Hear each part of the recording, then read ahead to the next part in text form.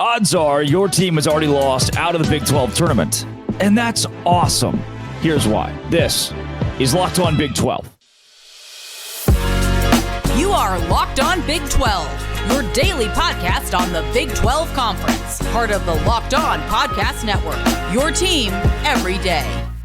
Well, awesome for some of you, that is. Happy Friday, everybody. Welcome to Locked On Big 12. I am Drake Toll from Sunburnt. Thanks for making Locked On Big 12 your first listen every single day. As a part of the Locked On Podcast Network, your team every day. Let's talk about BYU being dropped in yesterday's quarterfinal game. Baylor getting a dub. Kansas State, can they get in March? Let's talk today's games, and let's talk what we need to look at for March Madness.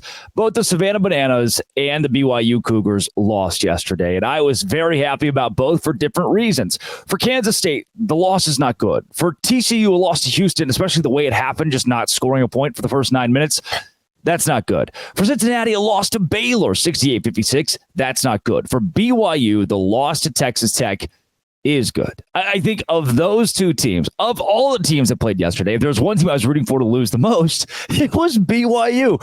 And I understand that that's going to upset a lot of you. But if you watch my content, you would know that a lot of this has been about BYU and their sudden surgence in basketball this season. So I don't hate the Cougars. I just think that what you did in losing to Texas Tech sets you up in a better spot in March, because in my bracketology and in Jerry Palm's bracketology, the Cougars are a 4 seed. You already got to win in the Big 12 tournament, and now you can go home. Here's what I worry about with Houston.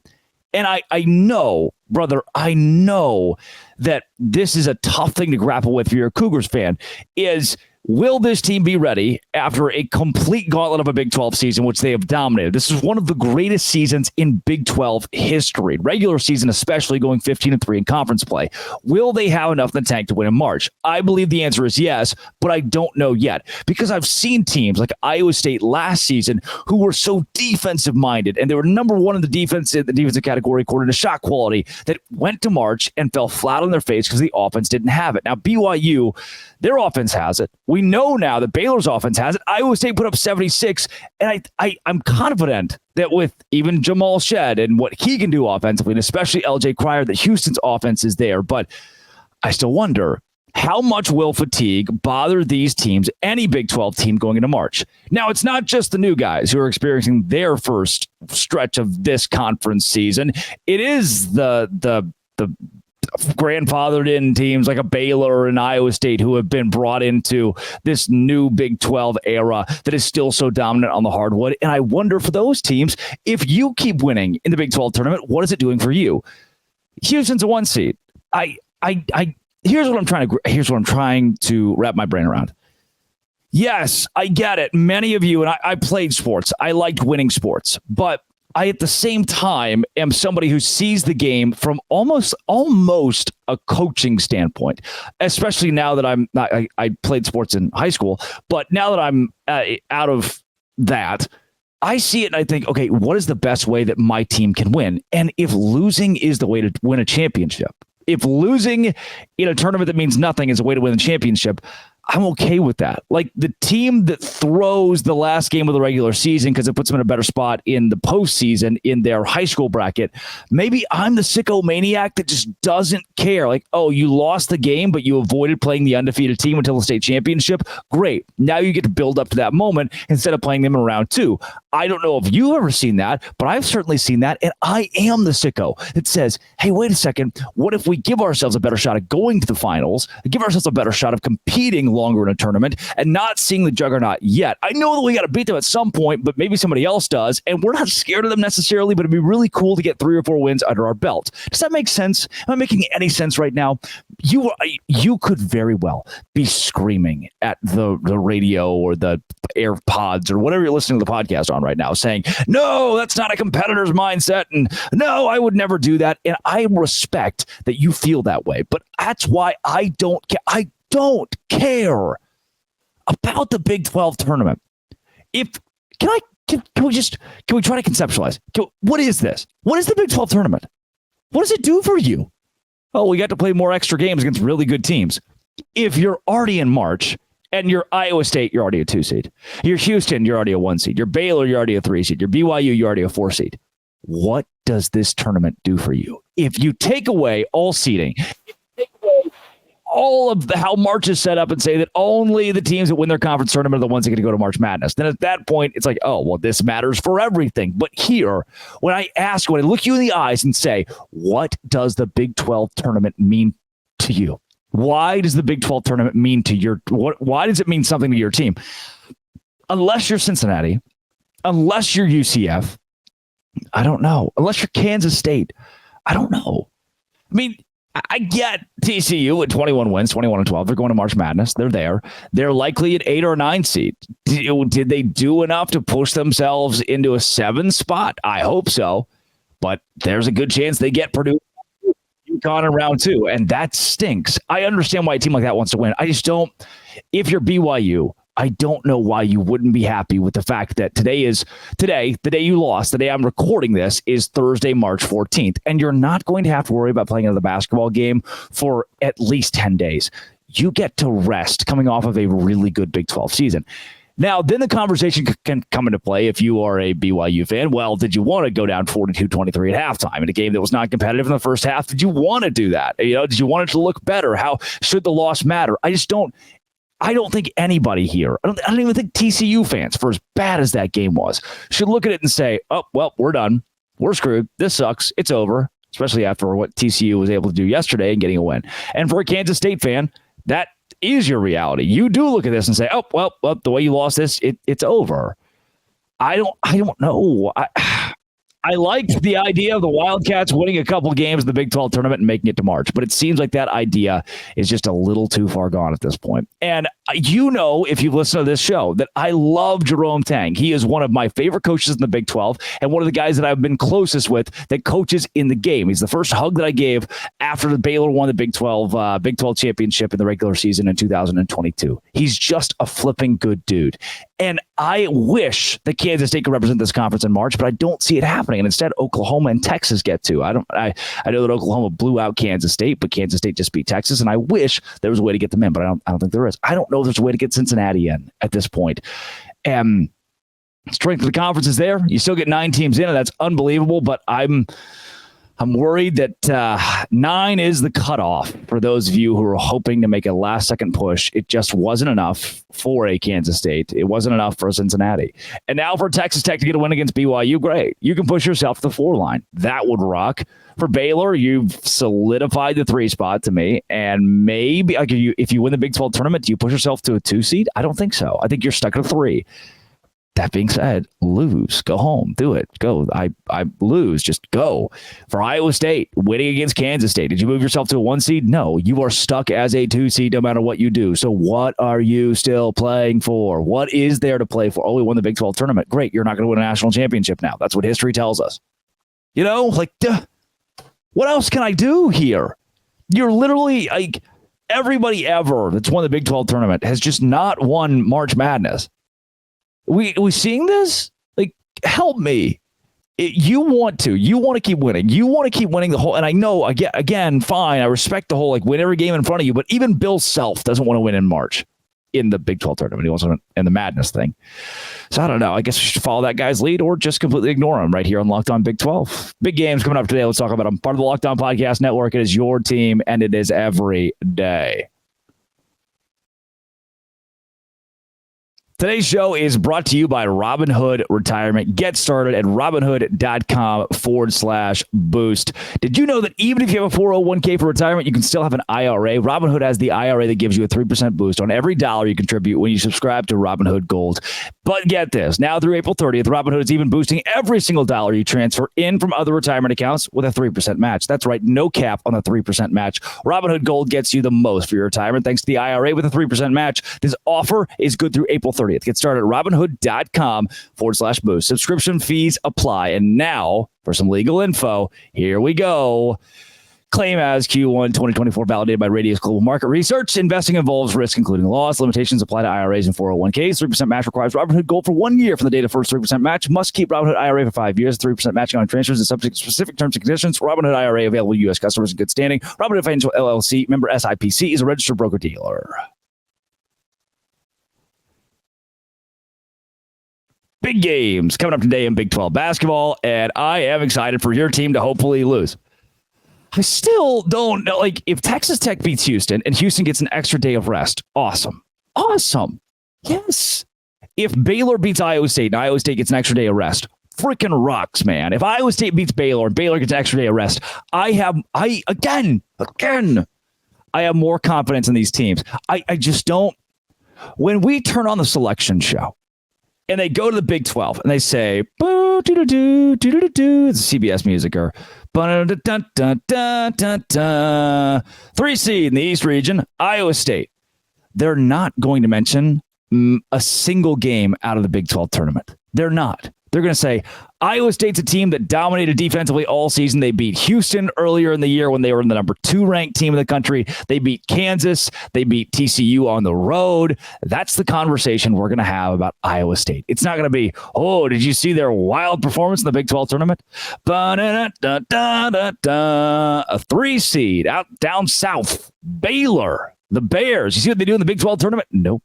That's not the conversation. Instead, it's here's a team that lost 3 games in a row at one point in Big 12 play, but was able to pick it back up and find their way to a 3 seed this season with wins at TCU and against Kansas and leading Texas the whole way and dominating Texas. This Baylor Bear squad is dangerous. Houston, number 1 overall team in America going to March Madness. Did you see what they did in the Big 12 tournament? Nope. Yep, you got to deal with it. Texas Tech, they're a 5 seed. Oh, wow. What a performance. Making it to the semifinals, the Big 12 tournament out in Kansas City. No. It's not what we talk about. However, if I may contradict myself entirely, these are very fun matchups. These are very, very fun matchups. Texas Tech and Houston. Houston favored by 8.5 in this game. The Cougars are what we call in my industry good at basketball. The only game recently where I felt like, oh, Houston's going to lose this game was that one against Baylor. It took them to overtime, 82-76. They hit the buzzer beater that didn't count. Then they had some clunkers like the game at Oklahoma where they let up 85 points. But then they said, you know what? Our offense is good. We're going to score 87. They've scored 76 against Kansas in a 76-46 win, maybe the most dominant all season long. And they just held TCU to 0 points for the first 9 minutes of a basketball game. 60-45 was the final of that one. Houston is, and I'll make the case later in the show as I joined Locked On Locked On Sports today, but run some of that segment later on. Make the case that Houston is an NBA team. It's like the closest we've gotten to an NBA team. They have not lost a game since February 3rd on the road against Kansas. Since then, they've rattled off double-digit wins. They were 20-3 then. They were 19-3 then. They're sitting at 29-3 as we speak. They're the best team in the conference. For Texas Tech, they can play spoiler. Texas Tech has won 3 straight. Beating Baylor, well, now 4 straight. Beating Baylor, beat West Virginia, Oklahoma State, Baylor, and then getting a win against, I'll say this, getting a win against a very good BYU team who could afford a loss yesterday. Texas Tech and Houston, 6 p.m., then 8:30. Can we just quick? Why? You've been playing the games in the middle of the day all week. Do it again. I just can't. This is 6 p.m. Central Time, by the way, and then 8:30 Central Time for Baylor and Iowa State. Why do we have to do this? 9:30 on the East Coast? Just stop. Play the games at normal times. I want to go to bed at some point in my life. Baylor, Iowa State. Once again, I cannot emphasize enough. The outcome of these games matters for almost nothing. The only team that all this truly matters for is Texas Tech. They could possibly, they could help their seeding. Everybody else is stuck. Baylor's a 3 seed, Iowa State's a 2 seed, Houston's a 1 seed. This game between Iowa State and Baylor, this fun little scrimmage where the 2 teams can have fun and do whatever they want. Between a couple teams that didn't finish the regular season off on the right foot. They lost games on the road to respectable Texas Tech, if you're Baylor, to a respectable Kansas State, if you're Iowa State. Though one of those teams, Tech, is a tournament team that the Bears lost to. Kansas State, not a tournament team that Iowa State lost to. They are what we call good at defense. The number 2 shot quality team in the country defensively is Iowa State. Number 1 team in the country defensively is Houston. So if Baylor beats Iowa State today against the number 2 defense in the country, the Bears then get a treat by playing the number 1 defense in the country. Now, there is part of this that could go in like the confidence category. I don't think that Iowa State needs any more confidence. I do believe like Eve Messi, Jacoby Walter, the young core of Baylor, they could use some confidence. Like if they went out and won the Big 12 tournament, good for you guys. You're not going to win March Madness now. That's literally, it's just what I'm reading right now. Does not, if you win the Big 12 tournament, you are legally required to not win March Madness is what I'm reading. However, it's good confidence. Maybe you go to the Elite Eight because you're like, oh, we can do this. We can win in a tournament format, in a single elimination format. Fun, simulation of March. Great. Wear yourself out. Literally wear yourself out, kid. For Iowa State, I don't think you need that. This matters more for Baylor. And I think the Texas Tech-Houston game matters more for Texas Tech. If they get a win, if it's Baylor and Texas Tech in the Big 12 championship, Baylor has more confidence. Tech can move up to a 4 seed, and we're all saying, hey, that rocks. That's pretty fun. I still think, like, even with a loss, I think Texas Tech could be seated below BYU. That's what the committee does. They don't go like, oh, well, we have to stay true to the matchups. Nope. They do not care. They don't, because they don't watch conference tournaments. They just don't watch. They see if you won your conference, and that's about it. Every year we get to this point, it's like, well, they win 2 games in the conference tournament. I think, could you not just won 2 more games in the regular season so that we just didn't have to watch this or care about it? You guys are going to love my March Madness coverage. If this is upsetting you, if the way that I talk about the Big 12 tournament, which is just I'm passionate about the subject, if that is something that upsets you, I'm sorry. I promise that March Madness, I will be much more happy-go-lucky. I do like the format of March Madness. I do enjoy the tournament thing that we're about to play. Coming up, let's talk like overall broad view of the NCAA tournament and where the Big 12 can go from here in the NCAA tournament. This is Locked On Big 12, part of the Locked On Podcast Network. Your team every day.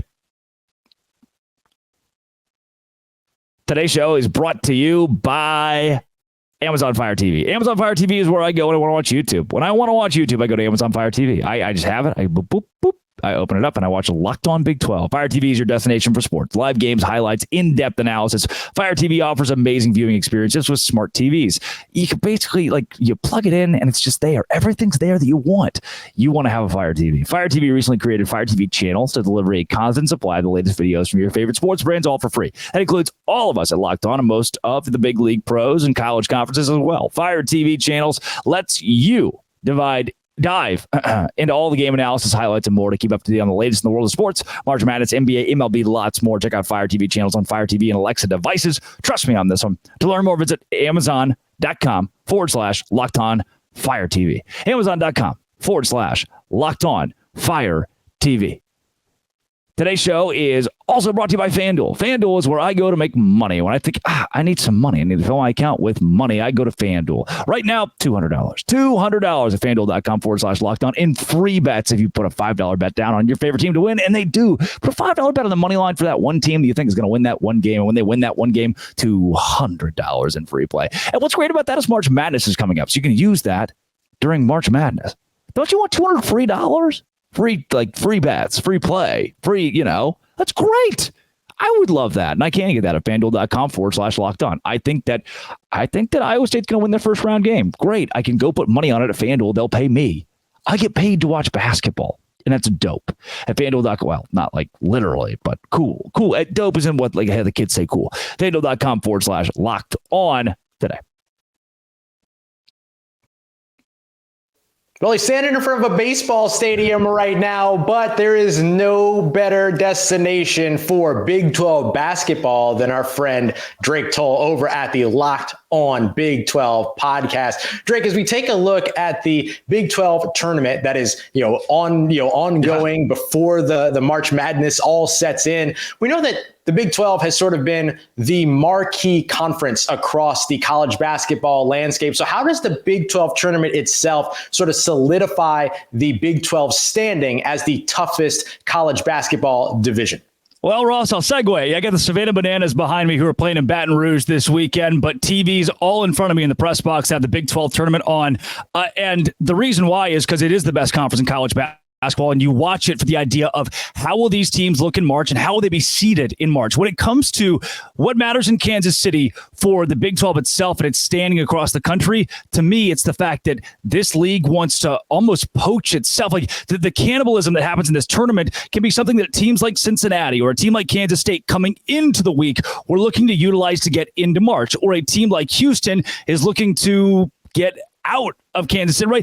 To me, I see a BYU who did lose, going home as being a good thing for BYU. There are teams in a league that is the best league in the country that just need to take a break. They need a week, 10 days of rest before you go play at a single elimination tournament. And so, Ross, if I am a power squad in the Big 12, I don't care about this week in Kansas City. And I think that shows just how good the Big 12 is because those teams are already so highly seeded for March Madness. Yeah, that's a pretty incredible viewpoint on all of that. You mentioned the cannibalization of the conference within the Big 12 tournament. Yeah. Is that something that maybe sours the tournament itself, or is it just a part of existence when it comes with being the best conference in college basketball? Oh, it absolutely sours the tournament. Look at the SoCon tournament. You go there, that matters. The Sun Belt tournament, that matters. The MVC, those teams are competing for a place in March Madness. In the Big 12 tournament, where I already know we've got 9 teams locked in, at least 4 or 5 of those are saying, look, we're already a 1 seed, a 2 seed, a 3 seed. We're happy where we are. Why extenuate ourselves? Risk an injury. Try to win an extra game when it just doesn't matter in the long run. So it dilutes the product you get in Kansas City. And the best example of that is the greatest coach in college basketball right now, Bill Self, saying, you know what, Kevin McCullough and Hunter Dickinson, they need their rest going into March. We're going to sit those guys out. We're going to effectively kamikaze ourselves out of Kansas City so we can just go home and rest a team that needs it. They lose to Cincinnati, and it wasn't competitive down the stretch because they didn't have depth. They didn't have the guys that needed out there. And again, if the best coach in the country is saying, I don't care to win here, why would anybody want to that's not outside of the March Madness picture? Then you want to compete. But if you're a Houston, no reason to be in Kansas City. Just go home. Speaking of Houston, I mean, undeniably, we're going to be looking at them as a number 1 seed in the NCAA tournament. Just how impressive has their run been so far this season? They're an NBA team. I watch them, and I think the way that Kelvin Sampson operates that squad, they look like an NBA team because the defense is so suffocating. You saw them hold TCU to 0 points in the first 9 minutes of their game yesterday in the Big 12 tournament. And that, to me, is just a microcosm of what Houston has done all year, led by Jamal Shed defensively, and then LJ Cryer offensively, who can splash it from the logo. That is a team that is complete in the starting 5. And look, they can go 6 or 7 deep, but they don't need it. Ross, in the NCAA tournament, Fairleigh Dickinson is not upsetting teams by using their 8th guy on the bench. What they are doing is utilizing a starting 5, playing 38 minutes a game. And Houston has a starting 5 that if those guys are playing 38 minutes a game, I don't see who's beating them right now. There are a couple teams in the Big 12 that can give them a scare if they meet again in March, but they're the juggernaut, not just of the conference, but of all of college basketball in 2024. Hey, some of the biggest stars in the NBA aren't worried about playing 38 minutes in a game, and these kids are doing it time in and time out. So it tells you something about where they are. If there was, we talked about cannibalizing within the conference. If there was a Big 12 team that met Houston in the NCAA tournament, which Big 12 team could cause the most problems for them? I still think Iowa State has the best shot because they play a decently similar style to Houston. I think the Houston offense is better than what the Cyclones give you, but the defensive emphasis by TJ Otzelberger and his staff in Ames is going to take them a long way in March. They were the number 1 shot quality defensive team last year and lost the first round of the tournament 59-41 to Pittsburgh. The reason why, the defense was there, only holding Pittsburgh to 59 points, but the offense wasn't. This year, it feels like they brought that up a little bit with Taman Lipsey. The real problem is that playing a Houston, can you score enough? You know that holding Houston to 55 would be great, but if you can't score 56, then what did it give you? I think Iowa State's got the best shot right now. However, if I had to pick a horse, it is still the Cougars, and I think if the Cyclones and Cougars met again, my vote's still with Kelvin Sampson. That was a very fun interview. Thanks, Ross. This has been It Always Will Be. Come back maybe tomorrow, like in a little emergency pod. What do you think? Tomorrow or one of these days. And we'll talk even more about all the stuff that is Big 12 athletics, including March Madness, which is coming up as well. On Locked On. Thanks for making it your first listen every single day.